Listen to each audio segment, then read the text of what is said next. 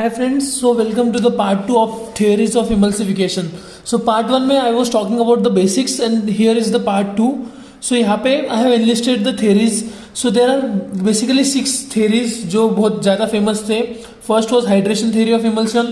Then second was the phase volume theory. Then third was oriented wedge theory. Then interfacial tension theory, interfacial film theory, electrical double layer theory, right? So now here इस video में we'll be discussing about the 3 most important theories. So first one is interfacial tension theory. Always remember interface कब form होता है जब दो अलग अलग phase होते हैं जो इमिसिबल रहते हैं. So there is presence of interface, right. यहाँ का interface is between phase A and phase B, right. So ये नॉर्मल कंडीशन है, बट जनरली ये स्टेबल वाला केस है, ये अनस्टेबल वाला केस है. यहाँ पे क्या होता है, जब मेरा फेज देखो, यू कैन ऑब्जर्व ये फेज ए है और नीचे वाला जो ग्रे शेड में that is phase B, right. So in figure B we can see that there is an increase in surface area. Initially क्या था, सिर्फ इतना ही कांटेक्ट में था, other phase was not in contact, but ultimately क्या हुआ, there is an increase in surface area of phase A in figure B, right. देखो पूरा they got dissolved, they are surrounded by the phase B. So surface free energy also increases, right, क्योंकि surface ज़्यादा contact में है. And eventually मेरा जो emulsion है that is becoming thermodynamically unstable. Hence, emulsifying agents are needed to decrease the interfacial tension and stabilize the emulsion. So here हमने क्या बोला कि emulsifying agent they are needed to make the emulsion stable, in short, right? So this was the first theory. Now the second is interfacial film theory. So यहाँ पे क्या होता है, imagine कर लो मेरा एक फेज है, मैंने जैसे हमने प्रीवियस केस में देखा, वहाँ पे मैंने एक फिल्म फॉर्म कर दिया. मेरा जो ये था, जो फेज ए था, वहाँ पे मैंने अगर फिल्म फॉर्म कर लिया, सो क्या होगा यहाँ पे, formation of film by an emulsifier on the surface of water और oil droplet that prevents coalescence of droplets. मैंने आपको फर्स्ट वीडियो में बताया था कि we have to prevent the coalescence. अगर एनर्जी बढ़ रहा है तो उसका जो इंटरफेशियल एरिया है वो कम होगा और कोएलेसेंस ज़्यादा होगा, राइट. सो उसकी वजह से थर्मोडाइनमिकली अनस्टेबल कंडीशन आता है. सो जस्ट रिमेंबर, मुझे अगर कोएलेसेंस को प्रिवेंट करना है तो I will be forming the films around the मेरा जो सरफेस ऑफ वाटर रहेगा या फिर ऑयल ड्रॉपलेट रहेगा, वहाँ पे अगर मैं फिल्म फॉर्म कर दूँ तो ऑब्वियसली कोएलेसेंस होगा नहीं, right. So the film should possess degree of surface elasticity, obviously elasticity होनी चाहिए. देन अगर वो ब्रेक भी होता है तो उसको रिफॉर्म होना चाहिए rapidly. Second point. Third point, it does not break when compressed between two droplets. हाँ, एज मेंशन, अगर इलास्टिक रहेगा तो उसको ब्रेक नहीं होना है अगर दो ड्रॉपलेट के प्रेशर में आ गया तो, right. Now this is the most important theory, electrical double layer theory. So initially यहाँ पे मैंने थ्योरी के थ्रू आपको समझाने की कोशिश किया है, and in the and I will be showing it you in the diagram. So always remember, this the presence of well developed charges on the droplet surface can cause repulsion between approaching drop and increase stability. In short क्या होता है कि जो मेरा phase रहेगा, phase A को consider कर लो, अगर वो ऑयल है, राइट. सो मैं अगर इमल्सिफायर एजेंट यूज कर रहा हूँ या फिर इमल्सिफाइंग एजेंट्स यूज कर रहा हूँ, राइट.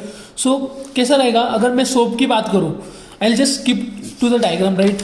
अगर ये मेरा सोप है, right, as this is visible, ये अगर मेरा ऑयल वाला फेज है, सो मेरे जो सर्फेक्टेंट के मॉलिक्यूल्स है, जस्ट कंसिडर कर लो कि मेरा एक इमल्शन है जो मैंने सोडियम सोप से बनाया है. सो यहाँ पे क्या होने वाला है, ऑयल है, right. We all know that जो मेरा ये रहता है, सर्फेक्टेंट के जो मॉलिक्यूल रहते हैं, सर्फेक्टेंट का जो मॉलिक्यूल रहेगा उनका कैसा केस रहता है, देयर इज ये मेरा सर्फेक्टेंट का मॉलिक्यूल है, ये इसका हेड है और ये टेल है उसका, right. So head is hydrophilic और ये टेल हाइड्रोफोबिक होता है, मतलब एक मोर ये ऑयल लविंग है और ये वाला है जो ये वाटर लविंग है, राइट. ये बेसिक्स है. सो जस्ट रिमेंबर, अगर ये ऑयल है, सो ये जो टेल है, ये टेल खुद को यहाँ पे ओरिएंट करने वाली है. So this is the tail, right, और ये वाला उसका हेड होने वाला है. सो एग्जैक्टली, सो यहाँ पे क्या होने वाला है, हमें कोएलेसेंस को प्रिवेंट करना है, राइट. सो मेरे जो सर्फेक्टेंट के मॉलिक्यूल रहेंगे वो खुद को ऐसे अलाइन कर लेंगे कि ऑयल है, राइट. सो ऑयल वाला oil loving part like dissolves like.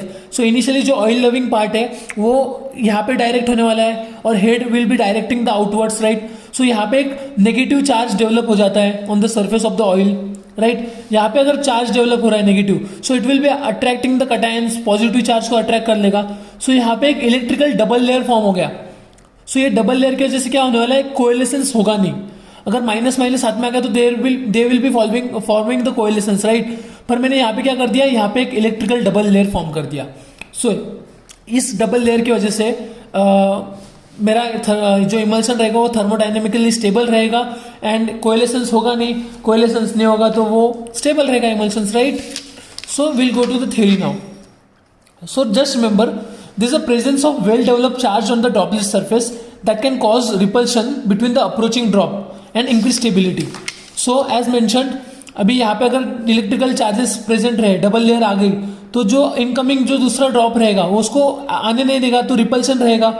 अगर यहाँ पे अगर रिपल्शन हो गया इन दोनों का, राइट, ये रिपल्शन रहेगा तो वो तो अट्रैक्ट होगा नहीं, सो स्टेबिलिटी उनका इंक्रीज कर देगा, right. So this charge is likely to be greater if ionized emulsifying agents are used.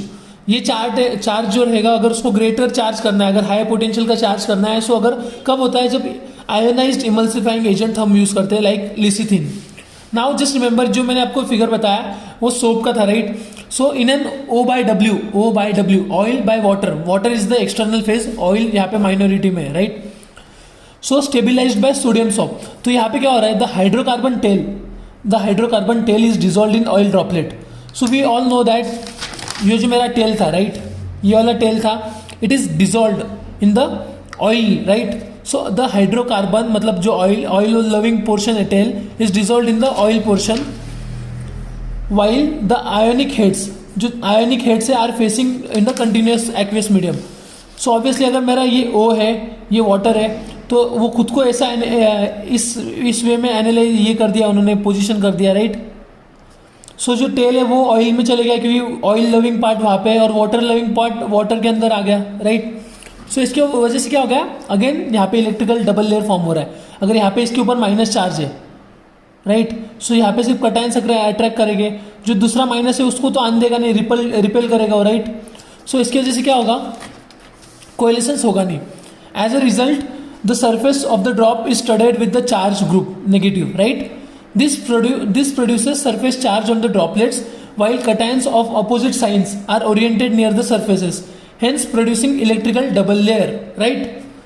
So the potential produced by double layer creates repulsive effect between the oil droplet and thus hinders कोएलेसेंस को रोक देगा, right. So in short क्या हो रहा था, मेरे negative studded थे, negative positive को अट्रैक्ट कर लेंगे, राइट. सो ये नेगेटिव को आने नहीं देगा तो कोएलेसेंस होगा नहीं, right. So that was the concept electrical double layer का, दैट्स इट. आई होप आपको कंसेप्ट समझा होगा. So we discuss electrical double layer.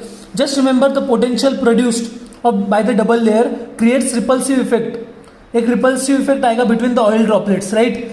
जो दूसरा ऑयल ड्रॉपलेट रहेगा, यहाँ पे इसके ऊपर माइनस चार्ज है, दूसरे वाले पे माइनस चार्ज है, तो इनके बीच में रिपल्सन रहेगा, राइट. ये माइनस के बीच में और ये माइनस के बीच में, और ऑब्वियसली ये डबल लेयर आने की वजह से कोएलेसेंस होगा नहीं, right. That's it. Thank you. Don't forget to subscribe फार्माइलाइट.